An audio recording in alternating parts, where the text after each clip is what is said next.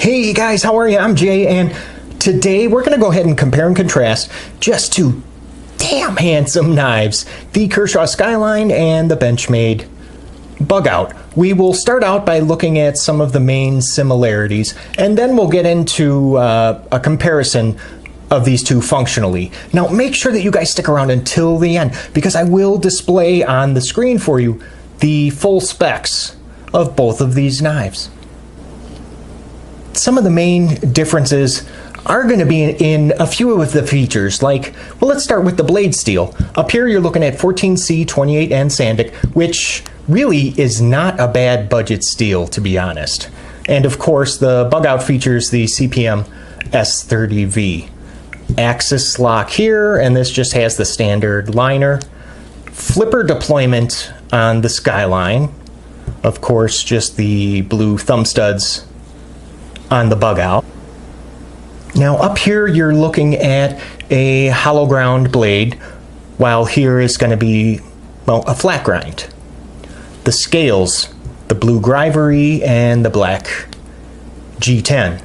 The weight, now they do weigh a little bit different. 1.8 ounces down here, 2.5 ounces up here on the Skyline, which really is not all that much when you think about it. I mean, that's less than 1 full ounce. The price. This is where these two start to go down different paths. $115, while you can find a Kershaw Skyline for about 40 bucks. Some of the similarities here include the action, which is manual on both, except the Bugout action is just incredible. I mean, right out of the box, man, this thing was falling shut. While on the Skyline, although I do prefer flippers on my knives, this one sometimes requires just a little bit of wrist. I mean, I can do it without, let's see, maybe. I'm making a liar out of myself. Okay, so that's not bad. And I mean, there you go. I really do like the placement and the design of the flipper on the Skyline. It's really, really good. Both blades are riding on bronze washers. The thickness of those blades, exactly the same at 2.20 millimeters. Handle thickness is also the same.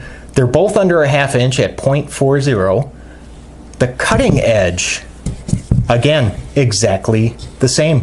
3.125 inches. Of course, both of these knives are manufactured in the United States. The pocket clips here are completely different. I mean, the Bugout comes with this really nice Parkerized deep carry clip, and that's standard. It is going to be just tip up only, but for lefties and for righties. On the Skyline, you just get this horrible pocket clip, and that is not even close to deep carry. I mean, it does ride a little bit lower, but if you move the clip into the tip down configuration, but for most of us that like to carry their knives tip up with this clip, I mean, yeah, you're looking at about that much sticking out of your pocket, and that is a ton. I mean, the Skyline, it is considerably less expensive than the Bugout, but with the Skyline, I mean, like, pretty much right out of the box, you're gonna have to get a different pocket clip, and so you're looking at 40 bucks for the knife, a $25 pocket clip, 65 bucks. The Skyline does feel quite a bit more sturdy because of those G10 scales. I mean, the Grivery on the Bugout, yeah, I mean, you know, it feels very plasticky. Not that the traction is bad on the Bugout, because it isn't. It really is pretty good. However, on the Skyline, the traction with these G10 scales, oh yeah, they are quite a bit grippier. Now, the ergonomics, both knives are very, very comfortable in the hand. What I don't like about the Skyline is this choil here for your index finger.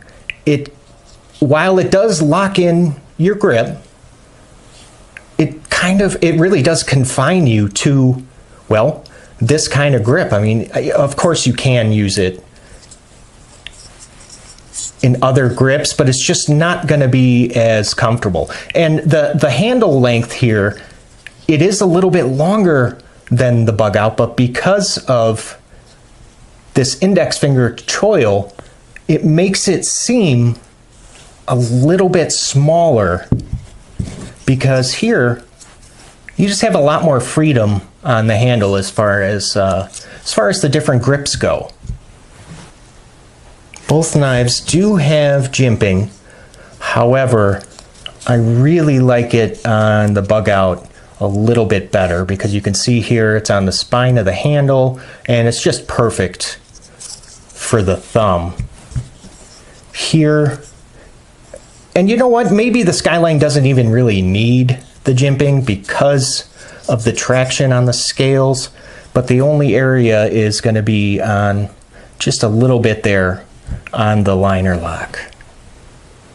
If you're the type of collector that likes to disassemble and service the knives yourself, the Skyline is going to be just a little bit easier as far as disassembly goes. And not that the Bugout is difficult, it's just if I had to pick one to take apart, I would rather do this because of the axis lock on the Bugout.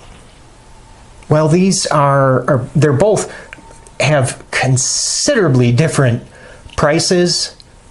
I really have to say my preference would be for the Bugout. I mean, the action, the blade steel, and the overall aesthetics of the Bugout, that's what does it for me. Now, you guys don't go away yet, because I'm about to display the specs for you, but what I would really love to know is what's your preference? Would you rather save a couple bucks with the Skyline and a blade steel that you're probably going to have to sharpen a little bit more, or would you rather pay a little bit more for better blade steel? Please leave your answers in the comment section below. So thanks you guys for stopping by and letting me talk knives with you. Hopefully this video will help you make a decision on which knife is right for you. And I'll see you guys at the next video. Hey, take care, okay?